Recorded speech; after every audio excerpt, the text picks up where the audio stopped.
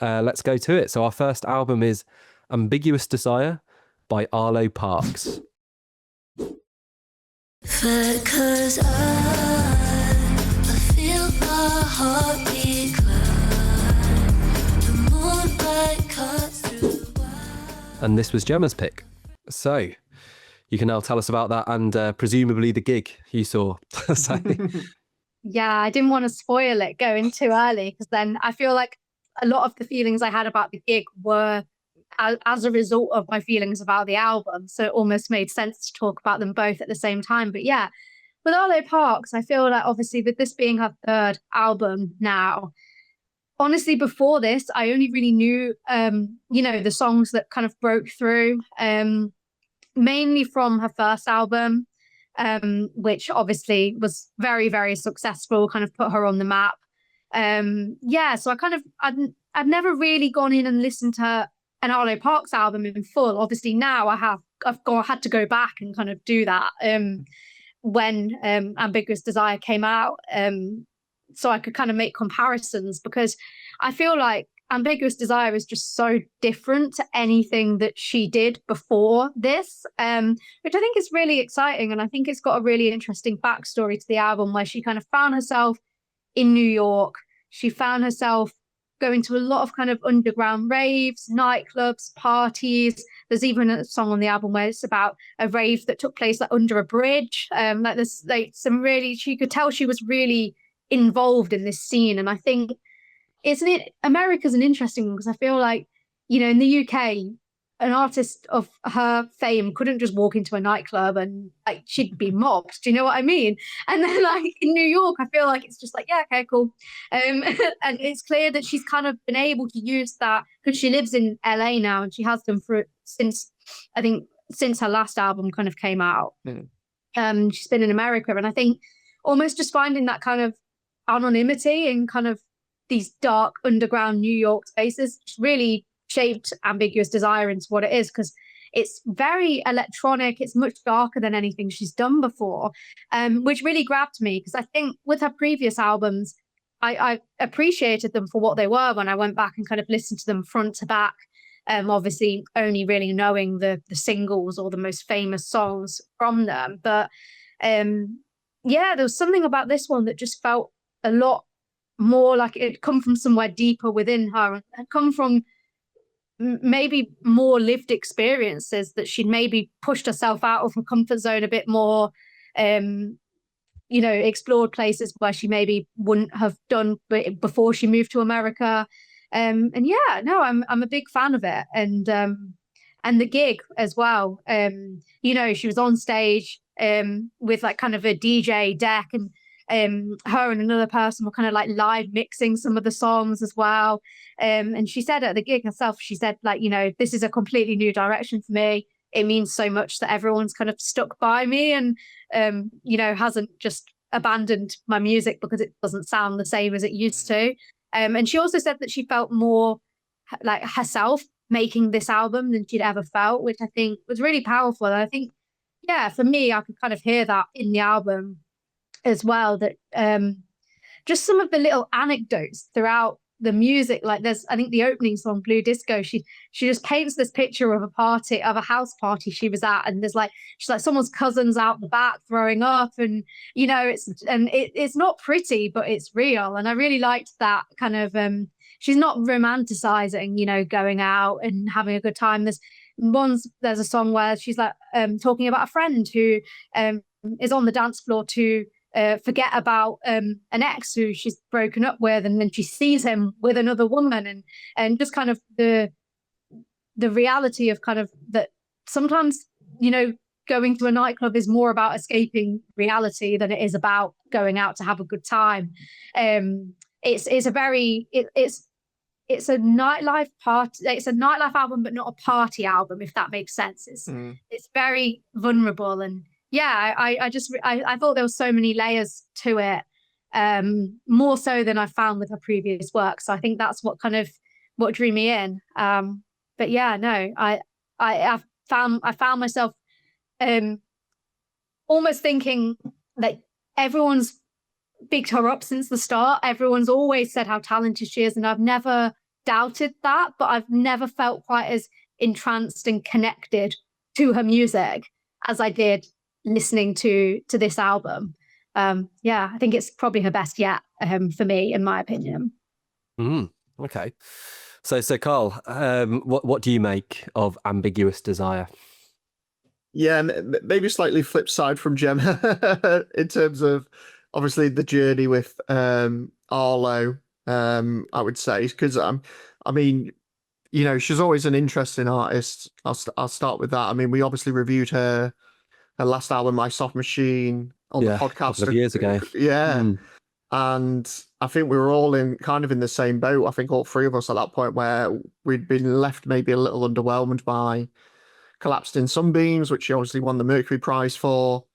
And I thought that second album was like such a big step up. Like I really loved like the guitar driven, like bedroom pop like feel of that record. And there was like so many good songs in like some of the singles on that album as well, like Impurities, Devotion, Weightless. It felt like a step in the right direction of her like nailing down her sound and her identity as an artist. So then when we get to this one, and like you say, Gemma, it is completely different. And yeah, I like the title "Ambiguous Desires" maybe feels like a little ironic as well, because it's kind of like she's almost still maybe finding, like she's still to me she still seems a little bit unsure of the type of artist she wants to be, and the sound she wants to achieve, because again, like this is such a different direction, and maybe that like this shift in sound, the more, like you say, the fact that she's been immersed in this clubbing scene, maybe that's the sound that she now thinks, okay, this is more me, which I can totally appreciate. But I think for me, it doesn't quite click as much as the last album. I mean, the opening two tracks, Blue Disco that you mentioned, Gemma, and Jetta straight after, they almost feel like the bridge between the two albums. I feel like both of those tracks had like shades of My Soft Machine on there, with like these really like cool guitar grooves going on. I quite like those two songs. But then when it gets to Get Go, which is definitely more like, okay, here we go, we're into that more electronic influenced sound. That's where it's like, okay, this isn't quite clicking for me as much.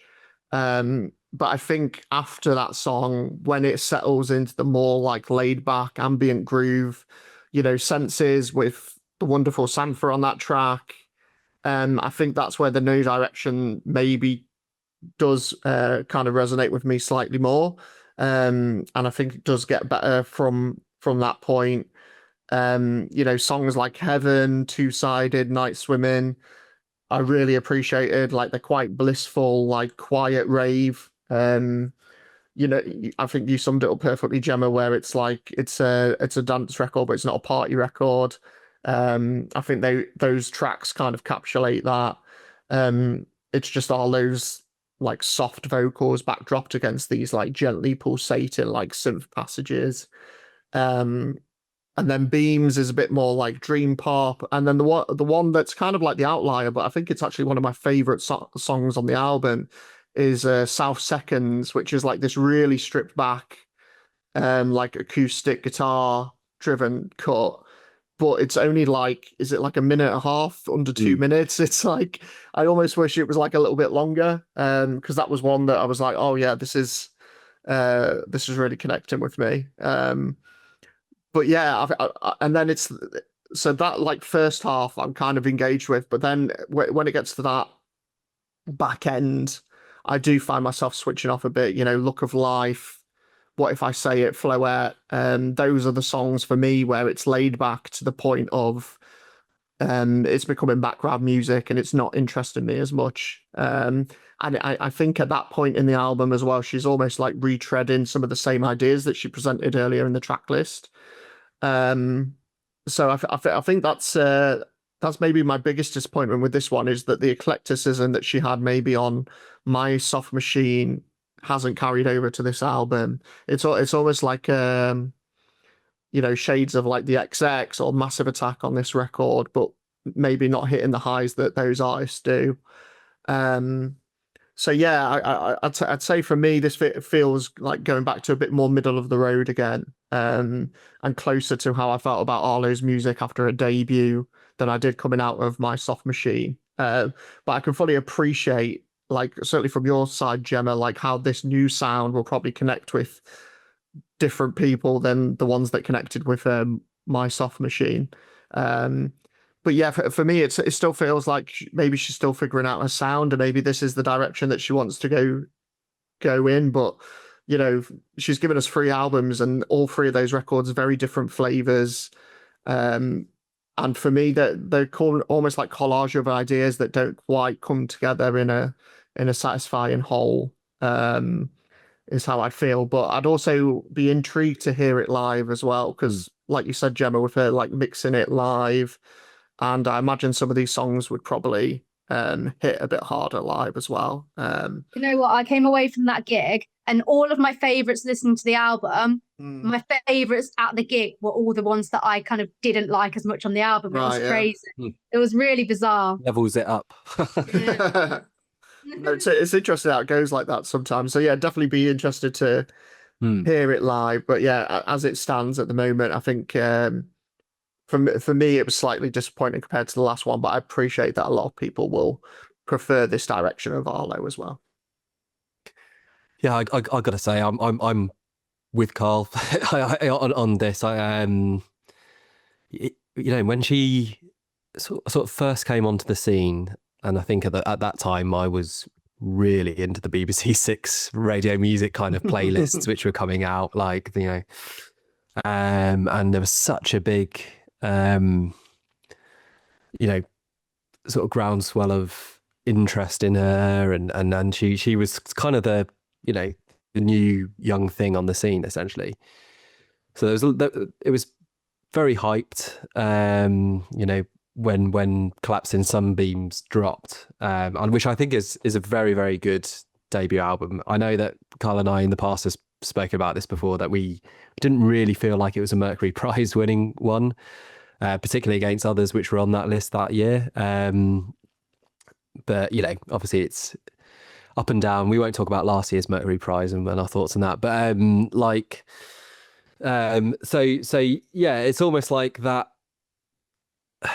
When you get overhype, it's difficult. We've discussed this with Sprints before on the pod as well, that their debut album was hyped to the hilt, and it's one I've enjoyed over time, because at the time, you know, people talk about it at such a lofty level that it didn't quite hit, but for a debut album, that it's awesome. And they'd then gone on to produce an even better second album, like miles better. So they're a great band. So Arlo Parks really, you know, think she's a fantastic artist, quite unique, very good singing style. Saw sadly only the end of her set at End of the Road one year, which was like absolutely rammed and just had a real sort of magic to it. So I 100% echo Karl's point about wanting to see this live, because the album, this third one, hasn't really landed with me. And echoing Karl's thoughts also on the second one, which we reviewed, you know, and I think it made the top, like the album of the year podcast as well. My Soft Machine. I mean, that one I really liked. I really went the rockier moments. I know she's got a very eclectic music taste, and My Bloody Valentine was like one of her big sort of calling cards for that album, and she really sort of ramped it up. And I'm not sure. It seems like that one kind of under hit it commercially, like, and it seems like since then she has kind of gone under the radar, and so it's probably this one's been a while in the making, Ambiguous Desire. But I think this is, it's the first step of an artist going in a new direction, which is very bold to do, although what her thing was previously is also hard to pinpoint, and I think she could probably do anything, you know, genre wise. So I think it's very cool that she's gone for this like New York club scene. You know, your review, Gemma, really summed it up very well about her experiences and what she's bringing to the table here, which I think lyrically, as always, she brings it brilliantly on this album. And actually, as you pointed out as well, Gemma, some of the some of the songs are her most direct and personal. Because she even said this, like going on that Genius lyric kind of website and going through all these songs. She was saying about how she chronicles other people's experiences, and like it's almost like her thing is like referring to someone's name in a song. That really seems to be like her thing. But here she actually just brings some very and quite dark personal thoughts. One in particular, which refers to sort of being at a particularly low ebb and having quite suicidal thoughts. So it's kind of half and half, really. Half where she is really going about these kind of thoughts, and the South Seconds point I fully agree with, and my notes here, Too Brief to Land, because I really love that song, but it needs to be another minute or two to be like amazing. So yeah, the first 4 songs I think are really strong, really bring you into this new world which she's going into, and then I just get lost after that point from a music level. It just feels that the music isn't quite going to the same heights as what she can bring across lyrically and tell a story so well. And it's only really by Floette that I see that peak return, which I really enjoyed that one at the end. But yeah, I think I've got to appreciate this direction, what she's gone to, but maybe this is the start, and maybe by album number 4, if this is where she wants to go, unless she might, it's going to be interesting to see whether it's just going to be a thematic approach album by album, or whether she's gone, no, I want to be this kind of club adjacent artist. And like Gemma, what you were saying about it's not really music for the club, but inspired and kind of, and that made me think of Everything But the Girl from a couple of years ago as well, Karl, which you brought to the table. And that one, was very much described as the kind of morning after the night before kind of record. And I think this sort of sits in that same point, particularly the one, again, Gemma, you described the sort of early morning the afters. Outdoor club scene. yeah. And she went to like a Kelly Lee Owens DJ set. And so one of the songs she writes about just that moment of bliss she has. So yeah, I think, like I say, as per usual, lyrically fantastic, so much to unpack, and an artist who's, I've followed from the start. I think you have as well, Karl. And one I think will always be interested to know where she goes. But I would just say as an experience, yeah, once it gets to track 5, 6, 7, I just become a bit lost, and that kind of cool chill she has on record quite often, it verges on boring at parts, I would say, in sort of the 3 to 5 tracks in that part of the album, which is a shame, and not something I sort of say lightly either. But yeah, it's probably half an album here, which I think is hitting those objectives which she's laid out with this new style. So yeah, me and Karl just need to see her live now. So and then maybe we'll have the same like you, Gemma, and then the ones which we're unsure about, we'll go we'll get it, listen back, and see what it's like.